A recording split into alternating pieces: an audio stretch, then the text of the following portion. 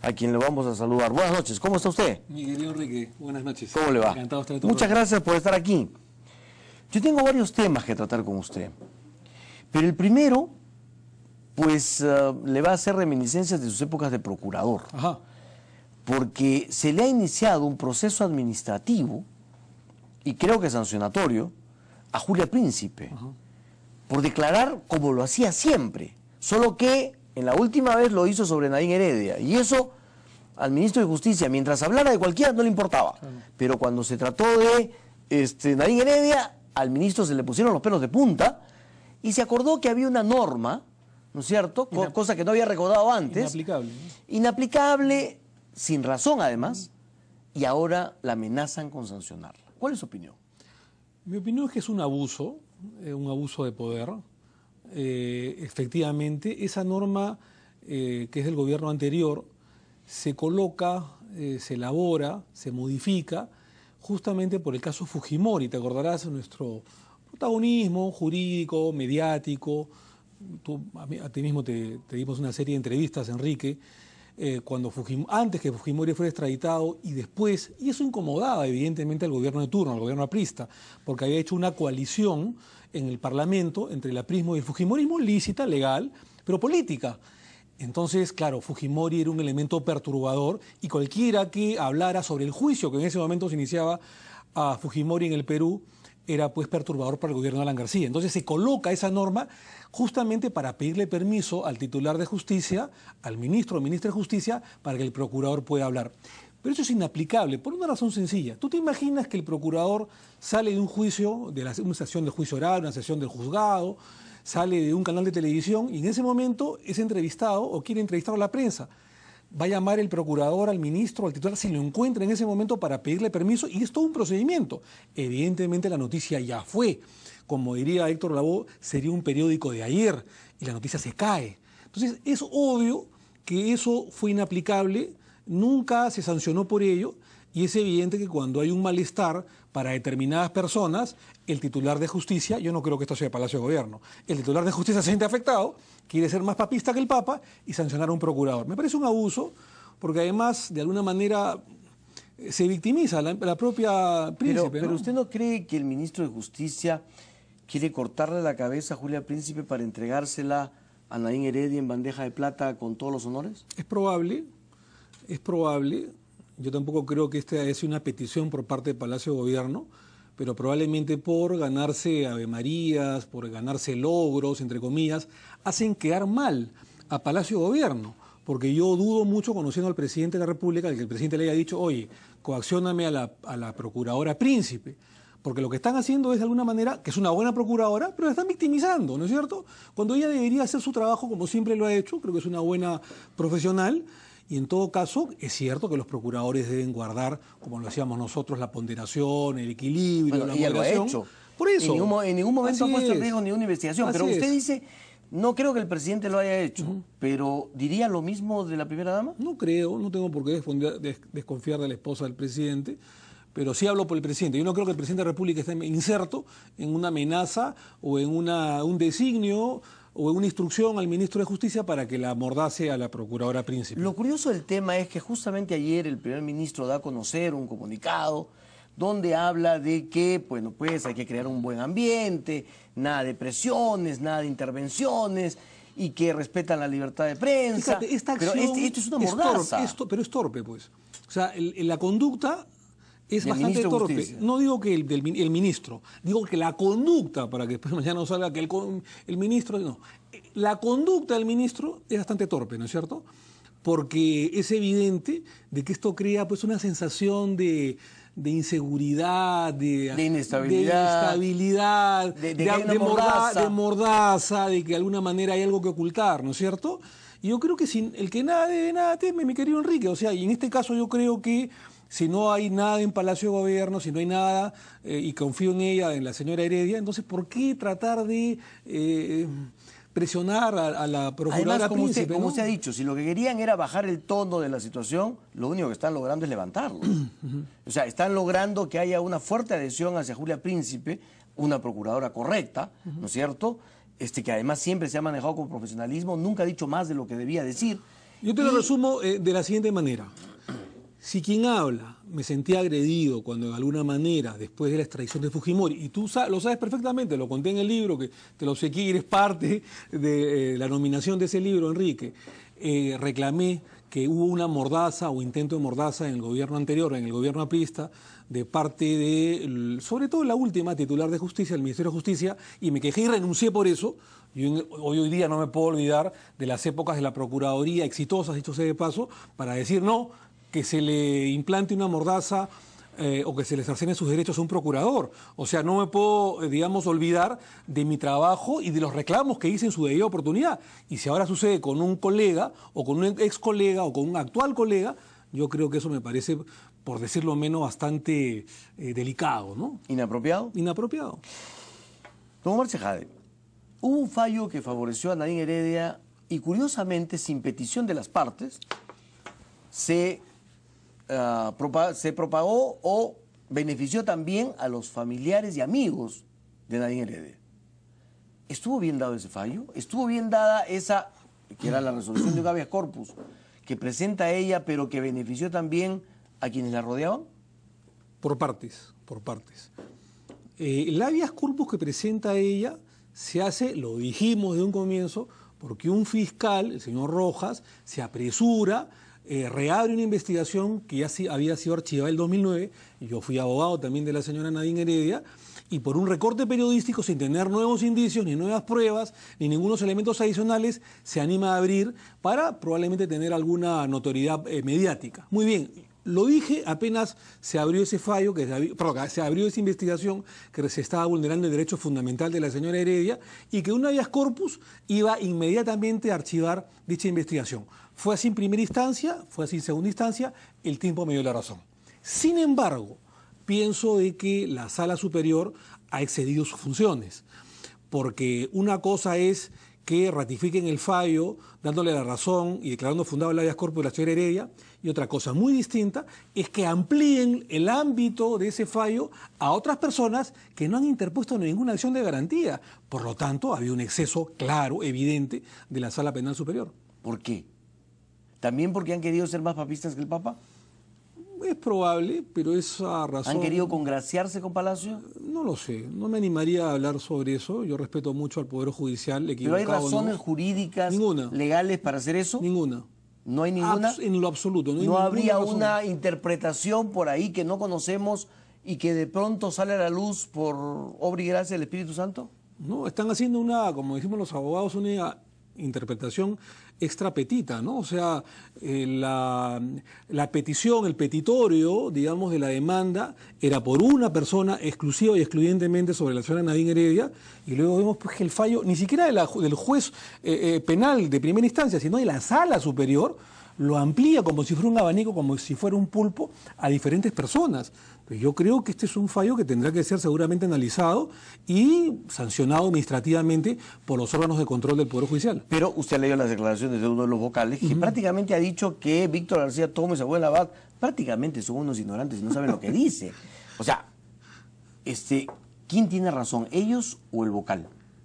Mire, yo conozco la trayectoria de esas dos personas que usted ha señalado, no solamente de Samuel Abad, de Víctor García Toma, de Enrique Bernales, de Aníbal Quiroga, en fin, muchísimos juristas y constitucionalistas, Vallarriestra, entre otros, Borea, en la cual es evidente que todos van en contrario sensu, en sentido contrario de lo que habla este señor, que yo no sé de dónde habrá salido, qué cosa habrá estudiado, qué ley habrá interpretado, pero creo que está en un error y por último debe reconocer, hombres es reconocer que se ha equivocado, ¿no es cierto? Pero lejos de eso, sus declaraciones en El Comercio, lo que hacen es mostrarlo desafiante, y como digo, hasta insultante con el resto de las personas a quienes prácticamente tilda de ignorantes. Sí, pues, pero eso no le hace bien, Enrique, no le hace bien al Poder Judicial, a la magistratura, ¿no es cierto? Yo creo que las personas cuando se equivocan deben reconocer, y en todo caso tengo entendido que hay un recurso de agravio constitucional que en estos momentos está o va a estar en el Tribunal Constitucional, creo que ha sido admitido ya por el TC. En todo caso, en última instancia, el Tribunal Constitucional dilucidará la verdad de los hechos y la verdad jurídica, ¿no? Que es una sola. Don Omar Chejade, ¿por qué nadie se presenta como alternativa a la candidatura a la presidencia en el Partido Nacionalista. Solamente un candidato, y un candidato de su preferencia. Después nadie le hace frente. No hay candidatos en el nacionalismo, no hay precandidatos, no hay gente que sienta que puede efectivamente ser la cabeza de una plancha presidencial en el nacionalismo. Yo creo que sí hay candidatos, deben haberlos. Lo que pasa es que existe mucho miedo. ¿Miedo a quién? Probablemente miedo a las cúpulas, ¿no? Miedo a quedar mal con las cúpulas. Yo creo que dentro del Congreso de la República hay gente que ha sido fundadora, que ha estado en momentos difíciles, que se ha peleado por el nacionalismo, por la causa de la gran transformación, de la hoja de ruta, se han peleado por la causa del presidente Ollanta cuando no era presidente, y que lamentablemente pues están en los vaivenes, primero de partidos incipientes, de institucionalidad bastante básica, estamos en el abismo institucional, los partidos políticos están prácticamente en el abismo. Pero estamos hablando del nacionalismo en particular. Sí, pero es y a pesar de que usted siempre, ¿no?, le saca en cara que usted es un invitado, una persona que llegó de aterrizaje, forzoso. Pero estuve en los primeros momentos, ¿no? Pero, ¿por qué Ana Jara no se anima? ¿Por qué, no sé, un Víctor Isla no se anima? No, ¿por qué? O Daniela Bugatás, ¿no? Que es un referente en el nacionalismo. ¿Por qué? Porque lamentablemente en el país, y el nacionalismo es parte del país, Enrique, vivimos en un mesianismo, en un caudillismo atroz, ¿no es cierto? Entonces, yo creo que hay que hacer partido, yo creo que hay que mejorar la ley de partidos políticos. ¿O es que ya saben que para la pareja Humala uno es el candidato y el resto que ni se presenta? Pero por eso te estoy diciendo, Enrique, hay miedos. Hay miedos a las cúpulas. Probablemente hay mucha gente que quiere postular y piensan de que el señor Urresti, lo digo con respeto, puede empujar el carro del nacionalismo, que pueda sacar 6, 8, 9%, 5%, pasar la valla y tener una bancada, aunque sea pequeña, de 10 o 12. Se equivocan. Creo que eso le hace daño al país, creo que eso le hace daño a la democracia, ¿no es cierto? Yo no quiero insultarlo como lo ha hecho seguramente el señor Urresti a través de raps, bailando, cantando, saltando, no lo sé. Yo lo que quiero decir es que tenemos que pensar en un candidato, mi querido Enrique, democrático, que no tenga pendientes con la justicia peruana. Al señor Urresti no se lo está acusando de haberse hurtado, de haberse robado una gallina, de haberse quedado con el porceguís de un soldado o haberse quedado con el rancho de una tropa. O sea, al señor Urresti se le está acusando con elementos graves, que es la desaparición y muerte de un periodista, es decir, por asesinato, ¿no es cierto? Entonces creo yo de que mientras el señor Urresti no trate de, no digo demostrar, porque la justicia finalmente tiene que demostrar su culpabilidad, pero mientras que no hay un fallo en la que no exonere o absuelva al señor Urresti, por lo menos en primera instancia, yo creo que deben presentarse otras personas que tienen las credenciales democráticas, profesionales y políticas limpias y que puedan tener algún liderazgo y que puedan representar con honor al Partido Nacionalista. El candidato que usted señala ha dicho que a partir de mañana va a cambiar totalmente. ¿Y tú le crees? Yo le pregunto a usted. No, pero ¿tú le crees, Enrique? Usted es no, yo no le creo, usted pero es el tú... crítico de él. Pero tú... Pero usted cree que de aquí en adelante, efectivamente, como él ha anunciado, va a hacer propuestas, va a dedicar a eso y ya no va a atacar más a nadie? ¿Qué me haría pensar si una persona ha atacado permanentemente, no solamente a los líderes de la oposición, bueno fuese, ha atacado a las mujeres, ¿no? O sea, la verdad que rara vez he visto a una persona que se quiera pintar como candidato o precandidato que ataque a las mujeres, que sea una persona que denoste contra mujeres, contra damas, ¿no es cierto? Que saque o las trate de prostituirlas, ¿no es cierto? Con imágenes, con tweets, llamándola amante de tal, amante de cual. Eso es gravísimo, Enrique, ¿no es cierto? Eso sin contar el tema judicial. Y después pechando, porque lo que está haciendo es pechar, ¿no es cierto? Pechar a posibles candidatos en el nacionalismo y diga, no, yo tengo el 80% de la aceptación de las bases. ¿Qué bases? ¿Qué bases, Enrique? ¿A qué base se refiere? 1.200 firmas de repente obtenidas por algún dirigente y de repente 1.000, de repente que ha conseguido en el campo de Marte regalando galletas o invitando sándwiches. ¿Qué bases? ¿No hay bases en el nacionalismo? Hay bases, pero están absolutamente desorganizadas, ¿no es cierto? Entonces yo creo de que lo que pasa, Enrique, es que no se ha hecho no solamente en el nacionalismo, sino en muchos partidos de democracia interna. Entonces aparece alguien mediático que empieza a insultar, que empieza a denostar a mujeres, a otros candidatos, que no habla sobre agenda país. Yo hasta ahora no he hablado. Un día le preguntaron al señor Urresti, oiga, ¿y cuál es la agenda país? O sea, ¿qué cosa usted haría si sería elegido presidente de la República? ¿Y sabes lo que le dijo? ¿Sabes lo que le dijo al periodista que le preguntaba? Oye, pues no seas chismoso, no seas curioso, pues, ¿no? ¿Esa es respuesta de un candidato? O sea, yo creo que el Perú, Enrique, necesita gente no solamente de aplomo, que sepa dar la cara, que sea mediática, sino que tenga un liderazgo democrático hacia adentro y hacia afuera. Yo me pregunto, el señor Urresti tiene ese aplomo como si fuera un estadista, un candidato democrático con credenciales como para poder liderar una causa como la que lideró el presidente Ollanta en su momento. Creo que no. O sea, hemos avanzado con la causa no solamente de la gran transformación, sino con la causa nacionalista. Han habido errores en el camino, yo he sido el primer crítico. Sin embargo, yo creo que hay que reconocer al presidente Ollanta todo lo que ha dado en esta lucha. Y todo lo que se ha hecho bien o bueno, malo, regular con la mano derecha, ¿la puedes borrar con la mano izquierda? Marisol Espinosa sería una buena candidata en la Excelente, excelente. ¿La mejor cree usted en este momento? Yo no tengo la menor duda. ¿La mejor carta? Pero yo no tengo la menor duda. O sea, Marisol Espinosa tiene las credenciales democráticas, es fundadora del partido, es una provinciana, joven, humilde, que se ha mostrado siempre leal, una persona inteligente, una persona que viene de abajo, que tiene carisma hacia adentro y hacia afuera. Pero no la van a dejar, pues, Enrique. Si no la han dejado ser presidenta del Congreso de la República, ni siquiera candidatear, menos va a postular o la van a dejar para que sea presidenta de la causa nacionalista de cara al 2016. La presidenta del Partido Nacionalista no la dejó, pues. No, y hace poco hemos visto a un premier que saludo que hace un par de días haya tenido, el día de ayer, haya hecho una conferencia de prensa, un comunicado con sus ministros, llamando al diálogo, llamando a la concertación, llamando a la transferencia democrática de cara a las elecciones del 2016.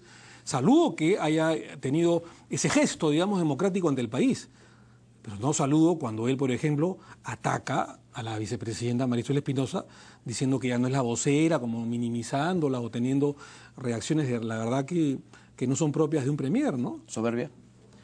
Mucha soberbia, pero sin embargo creo que ayer se ha rectificado. Cateriano, lo saludo por esa rectificación. Creo que ayer se ha portado como un demócrata, como un estadista, y ha llamado a la concertación, al equilibrio de poderes, al respeto, ha llamado a los gremios empresariales, al periodismo, a la sociedad civil, a los partidos políticos, en fin, a todos para empujar el carro del Perú y poder tratar de que esta agenda de transferencia democrática de cara a las elecciones del próximo año sea lo más transparente posible, ¿no? Perfecto, entremos a eso, porque él ha dicho que todos deben tratar de mantener la cordura, ¿no es cierto? Un respeto a los poderes del Estado, sin intervenciones ni presiones. Pero es curioso, ¿quién ha sido el agente desestabilizador durante todo este tiempo? ¿Quién ha sido el que ha dado órdenes de inamovilidad para contar granadas? Se hacen papelones porque se dice, no me falta ninguna granada, y sin embargo a los 2 días se detienen personas diciendo, se llevaron cientos de granadas.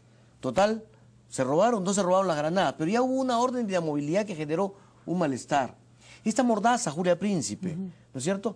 Este enfrentamiento innecesario entre el primer ministro y la presidenta o la vicepresidenta.